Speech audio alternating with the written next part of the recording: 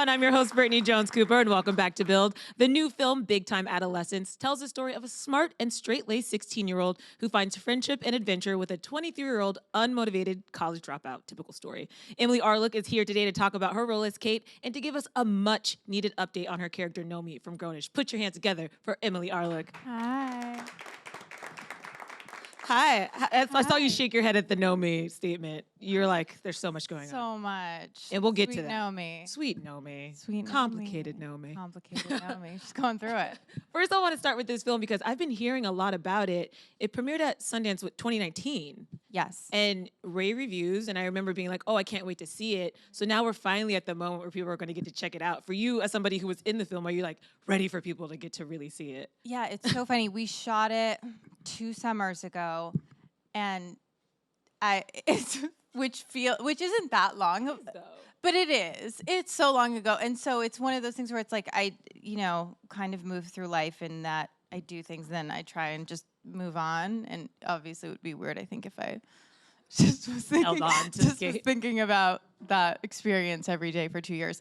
Fortunately, that didn't happen. So now that it's back, and has resurfaced in my life, it's been this kind of fun experience too, where even I saw Griffin before and I was like, oh my God, Griffin, hi. I was gonna say, you're like doing press for something you did 2 years ago. It's probably just you're like rediscovering stuff that you forgot. 100%. I'm like, oh my God, the trailer. Oh my God, the movie. I made this. Totally.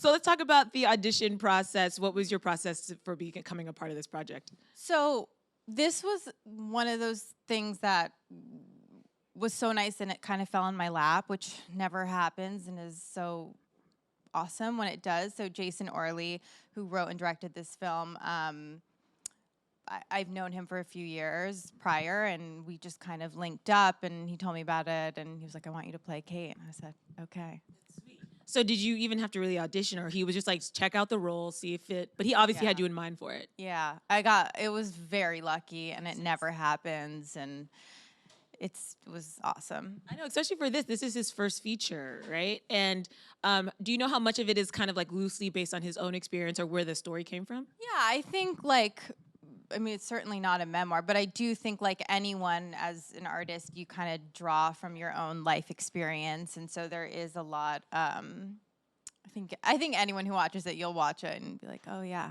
I relate. That was exactly my experience.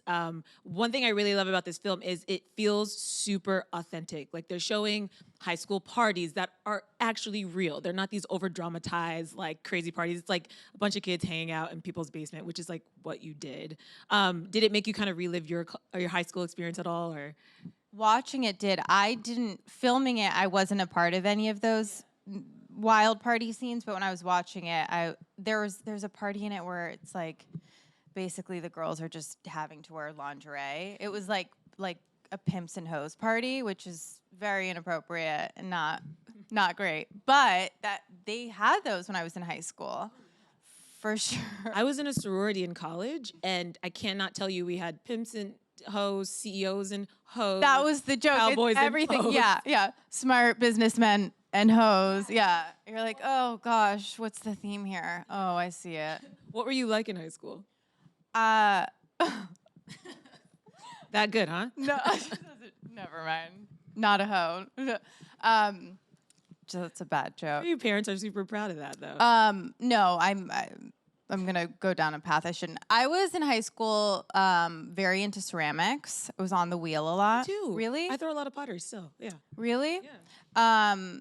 It was fun. That was like my safe place in high school. Was the art room. Oh, that's really cool. So you weren't like partying. I didn't say that. No, I had fun too. I had fun. It was like high school's for me, it was a really tough time. I think for most people it is. There's a lot of hormones happening. There are, which we see in this, which I kind of like the duality of these two guys too, because you're seeing like pre and post and that whole experience. And Kate is sort of even further along. She is, well, I'll let you tell. Who's Kate? Kate plays Mo's older sister and basically introduces the two of them. She's pretty type A. Mm-hmm. She's going to become a lawyer, and she's kind of struggling to enter adulthood and leave her childhood boyfriend, which is Zeke, behind. And Pete plays Zeke. And for me as a viewer, he seems to be pretty Pete. So how much is Pete actually like Zeke? I think Pete definitely brought himself to the character. Like it feels, his charisma and his sense of humor, which is a joy because it's so fun to be around. But also he's also playing a character. So like anything, it's like you bring yourself to the role, and then there's a lot you don't bring to the role. I think people will be surprised at the kind of sincerity. There's a gym upstairs. Oh. Yeah, don't worry, we're not being attacked. Everyone's on high alert. Yeah. I think people will be surprised to see kind of how gentle and sincere he can be as well in the role. Was that your experience on set with him as well? Completely that. Like the sweetest, most gentle guy. We had this one night there, it was like post-sex scene type of thing, and we were shooting it outside, and we had to finish the scene quickly before the sun came up, and so we were really racing against the clock. And in the scene, I was to be wearing just a bra, and he had a shirt on, and I was like, hold on a second, why do I have to be in a bra and he's wearing a shirt? And P, as you can see, is covered in tattoos, and basically they were like, it's gonna take too long to cover up his tattoos before the sun comes up. And P so kindly kind of stood the ground and was like, no, cover up the tattoos, I'm taking off my shirt, it's not fair if one of us is shirtless and I'm not. And so that was like one of those pivotal Pete moments where, yeah. Were there any distractions on set? Especially this was 2 years ago. I mean, he was just like in the press so much. Did that ever roll over onto set, or were you guys able to sort of like? Well, we shot it in Syracuse, so there weren't really like paparazzi when I was shooting. So it was kind of an isolated experience, which was nice. This it gets a lot of comparisons to like Fast Times at Ridgemont High or Superbad, because it does kind of show these like boys and young men sort of behaving badly and figuring life out. What I love about this film though is the women, your character in particular, where there's just like they're not suffering any fools. So was that interesting for you to play when you're playing a woman in this male-driven narrative, to like actually have a distinct voice in it? Yeah, it was really important to me. And like you said, this is a film where there are a lot of, for lack of a better phrase, like silly boys in it. Yeah. And the women don't suffer them, and they come out on top. And yeah, not to give anything away, but there is, a moment where Kate, I think, kind of holds her ground and lets him know what behavior is no longer cute. I love that. What behavior is no longer cute? Can we put that on a T-shirt or like, please? Because so many people need to. Yeah, it's not cute anymore. Yeah, it's not cute. It's not cute. It's really not cute. And on the same note, there's Una, who plays the love interest for him and for Mo, and she also just sort of like she's incredible, so and good. Also so young, and because I think it's hard, like for women, we have to kind of go through a lot to come to a place where we feel comfortable and safe holding our own and not appeasing the people in our lives, or even going into a caretaking position, which is so easy. Exhausting. And easy to fall into, though, and then draining. And so with Una's character, you kind of see, like, for the women, every stage of development, we're like, oh, even in high school you can do that? Even her costume to these yes! pimps and hoes parties, I was like, mwah, it's so good. I won't give it away, but it was like one of my favorite little nuggets in there. But a lot of this is about transitions and just how hard it is, and that post-high school transition, that post-college transition. For you, what was your post-high school transition like? So I did not go to college immediately after high school. I felt a little burned out from high school. And I stayed in LA. I just thought, I'm going to just try and start acting. I was a little cocky. I was like, I'm going to book it. Like, whatever it is, like, give me a few auditions. I got this. And then, like, 10 years later, like, it's so grueling. It was so humbling. And then my kind of saving grace throughout that period was I started going to college slowly. So I would take a couple classes here, a couple classes there, and then 10 years later, I was like, oh, I have a bachelor's degree. And that really helped me while I was auditioning because it made everything so much less precious. So it wasn't like like my life was on the line for a role because I was like, if I don't get this, that's cool because I have an essay to write. Yeah. And you're sort of like working on 2 tracks at the same time. You're like, one of them can be a fallback or one of them can be, it's sort of nice to have security. Exactly. So you said that there was a struggle though in like booking and acting. So what was the first role that you booked where you sort of felt like, okay, this is happening? You know, it's funny. It's incremental. So every role I got, there was never like, oh, I got it. Yeah. But every role I got, I was like, yes, this feels so good. And it was so encouraging. And it was like a small one-line coaster on this, amazing. A little thing here, amazing. And it slowly built itself up. And, I think just kind of finding the joy in any small accomplishment or any type of encouragement in a tough business is helpful. Well, it makes me think of that Kobe Bryant quote where he's like, the dream is in the work. It's just like the auditioning and the booking the small, like that's actually the dream. It's not like waiting for this one role that's going to change. No, a friend of mine also always says to me, there's no job. Like there's no job. It's just an audition. Go in and like have fun on the audition because there's no job. Yeah. So then what was your experience like leading up to Grownish? Grownish was the opposite. So whereas Big Time Adolescence, I didn't have to audition. Grownish, I auditioned 5 times in 1 week. Yeah. It was like a Tuesday to a Tuesday or something. Yeah. So it was intense, but also I was at that point, I felt oddly relaxed about it. Because I think every time I was like, I'm going to go in, I'm going to do what I know how to do, and that's all I have control over. And if I get it, great. And if not, that's okay. I'm going to just leave it in the room. Right. And Nomi is such a dynamic character. Did you fall in love with her as soon as you read her on the page? Yes. Yeah. Like immediately. And I also like got her. There were some jokes and my first audition, none of those scenes ended up being in the show. It was, I don't know what they were. Oh, maybe, it doesn't matter. But it was them meeting. It was Nomi and Zoe meeting. And it was so funny. And the jokes that she made were so inappropriate. But I was also like, I see what's happening. Oh, she for sure, her sense of humor is the one I align with the most because there's no filter. And it must be fun to play a character that literally has just no filter and is living just as freely as she wants to. It's really fun. There are moments where I'm scared. Like there's some things where a writer will come to you on set and be like, say this. And I'm like, no, please don't make me say it. Please don't. But I always do. Right. But I don't know how her free days are going to look now.